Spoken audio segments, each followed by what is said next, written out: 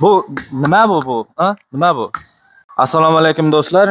Vodiylik ustakalarimiz tomonidan yana bir ajoyib yangilik. Endilikda 3 tasi birda xizmati yo'lga qo'yildi.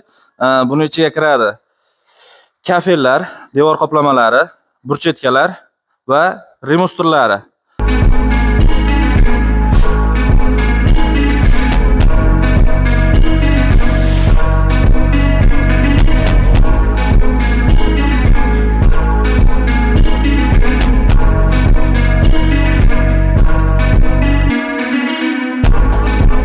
Ustunlarimiz razmerlari 250, 300, 400 lik qoliplarimiz bor.